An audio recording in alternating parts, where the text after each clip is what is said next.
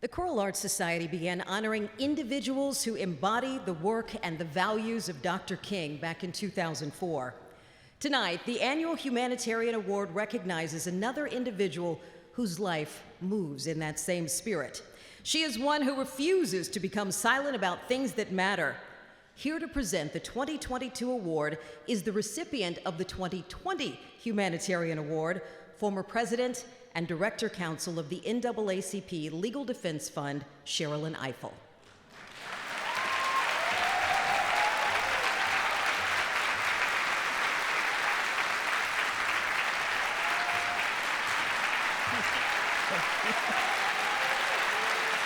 Thank you.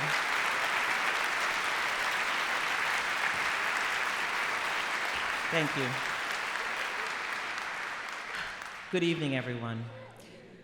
It was a great honor to receive this award in 2020 and to be introduced by my great hero, Marian Wright Edelman. And I thought nothing could honor me more and could make me happier, but I find that I am just delighted to be here with you tonight to introduce this year's recipient, Miss LaTosha Brown.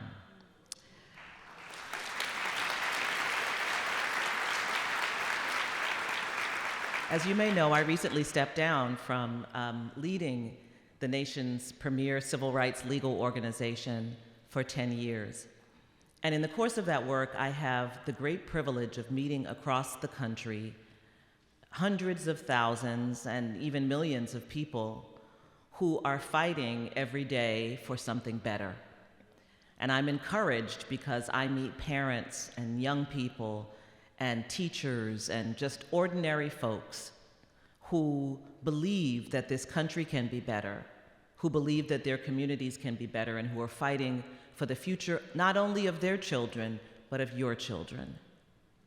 But truly one of the greatest honors of this work is discovering and embracing and working shoulder to shoulder with the many other civil rights advocates and activists that you become privileged to meet across the country. One who I have taken into my embrace and who has taken me into hers, who is an extraordinary leader, who I feel privileged to know, is LaTosha Brown. Now, some of you have probably seen LaTosha Brown. She's the incredibly beautiful and glamorous woman that you may have seen on MSNBC or CNN, who always gets a 10 out of 10 on Room Rater because her background is so beautiful on her Zoom. You've seen her smile, you've heard her sing, and I hope you know about her work. And I hope you know about the character of this extraordinary woman from Selma, Alabama. She's a product of the public schools. She went to Selma High School and then to Auburn University. But she had the fire of activism in her that she learned from her grandmother. She calls her grandmother her soulmate. And she remembers going to the voting booth as a little girl with her grandmother, holding her hand, her grandmother dressed in her Sunday best for the honor of casting her ballot. And LaTosha Brown said when her grandmother entered that booth and closed the curtain, it was her moment. And so born then in LaTosha Brown was an understanding of the way in which our right to vote is truly preservative of all rights, as the Supreme Court said more than 100 years ago. And so LaTosha Brown has been civic-minded. She said always interested in power. Not power for the sake of exercising it, but power for our communities and for our families. She's run for office twice. She is an entrepreneur who has created so many organizations: Grant Makers for Southern Progress, Southern Girls and Women's Consortium, Truth Speaks, and of course, the organization you all know so well that she created with her friend and colleague Cliff Albright, Black Voters Matter. And that organization has been transformative in this country, working in 9 states. Black Voters Matter travels in a big bus and activates in people in our community their own understanding of their power, registering them to vote and preparing them for upcoming elections. They played a critical role in the special election in Alabama that elected Doug Jones to the Senate. They played a critical role in 2020 in the outpouring in Georgia, the highest participation in a presidential election ever, and then just a few months later in the special election for the Senate.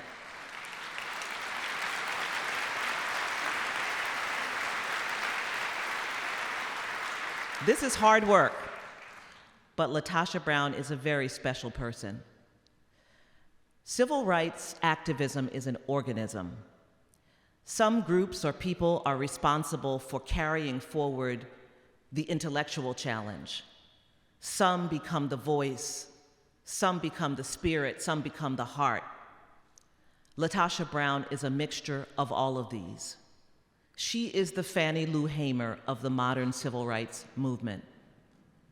She reminds us of who we are and whose we are. She brings her spirit to the work. The reason that she smiles all the time comes from a deep spiritual belief that we will win. And when you are with her, you believe it too. There are moments in which she has called us back from the brink with her beautiful voice that echoes the Fannie Lou Hamers and the Marian Andersons, that reminds us of the deep wells of strength, power, and creativity that live within us. And so she is our heart and our soul and our spirit. And as we move into 2024, we will need her. Our country did not go over the cliff's edge in 2020, but we remain at the brink. And it will require every one of us to do our part to work to save American democracy. And fortunately, yes, you should clap for yourselves. Fortunately, you will have to inspire you, to lead you, to give you direction, to give you hope, to encourage you, to make you believe, as I believe, that we will win and we must win. You will have this year's recipient of the Humanitarian Award, my friend, LaTosha Brown.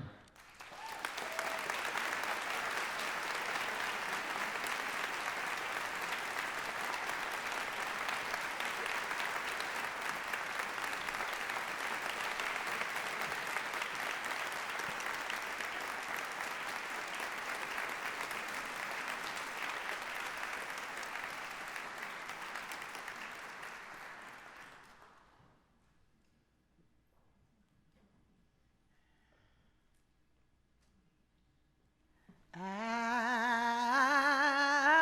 know I've been changed. I know I've been changed.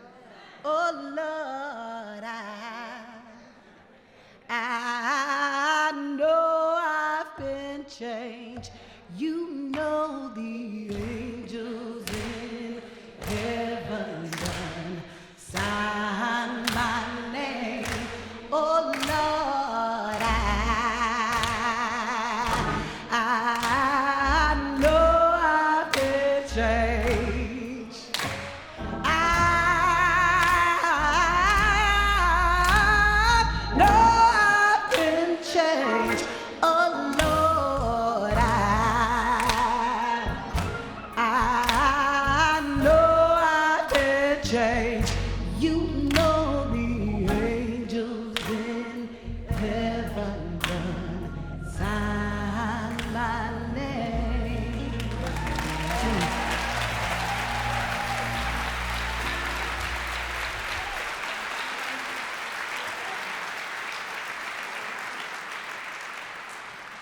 Thank you. You know, as I stand here, I wanted to start, as I often do, with a song, as Sherrilyn talked about earlier. Who is my sister? Isn't Sherrilyn just wonderful? Right?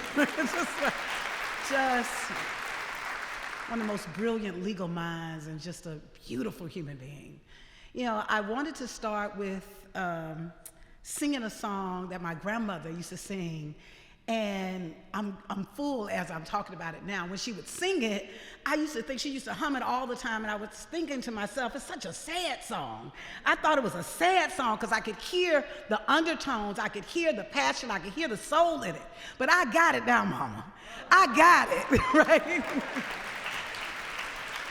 I know what that song is carrying forth. I know, and so in this space, I'm raising that. I'm so incredibly grateful. I'm grateful to the Choral Arts Society. I'm grateful for every single person that made this happen in this moment. I'm so grateful for those that are here and those that were unable to be here, those that for centuries have created a space for me to stand before you today, because there was something about them really standing in the midst of their own humanity that opened up the way for me. And so I stand as part of that legacy. And there are three things that, as I just want to say briefly, you know, what is so special about this particular award and honor. I don't know if I've ever been this excited to get an award and honor, but part of it is because my three loves. My three loves, I absolutely love Dr. King, and I'm inspired by his work, right? And I'm constantly reading about his work and reading his words and meditating on the wisdom that he brought to us in the world about creating the beloved community.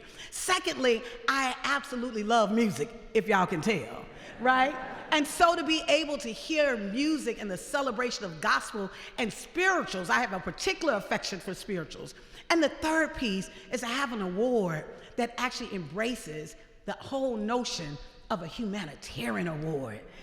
I'm raising that because in this moment, we're thinking that the work that I do, yes, I do political work, Black Voters Matter.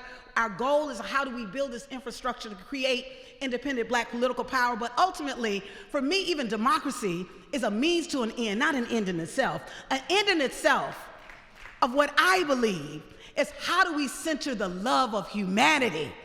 That I want you just to imagine with me, if you could just take a couple of seconds and close your eyes where you are in this moment. I want you to close your eyes and I want you to hear a question. I want you to hear this question with your heart. I always ask this question. And my question to you, what would this nation look like without racism? What would America look like if all human beings felt valued and respected? That is what I'm fighting for. Democracy is a means to an end. But ultimately, imagine we create a nation that at the center of that is the love of humanity. If we were taking into account the love of humanity, what would policy decisions look like? What would places of employment look like? What would education look like? And so in this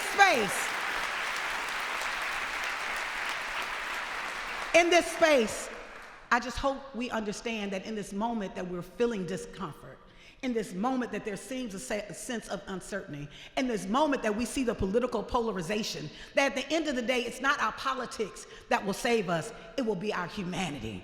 And so I'm hoping that we lean into this moment in the spirit of love and in the power of love. And just as those 600 people on the Edmund Pettus Bridge were able to change the course of history, knowing that they would be met with resistance, knowing that they would be beat, knowing that they didn't have government on their side, they didn't have a lot of resources. What they had is they had a deep sense of their humanity and had the audacity to believe that they could change and transform the world through love. And so I stand here as a product of that work, and I leave you with, well, the first thing I did right was the day I started to fight. Keep your eyes on the prize and hold on, hold on. Amen. Thank you so much for having me.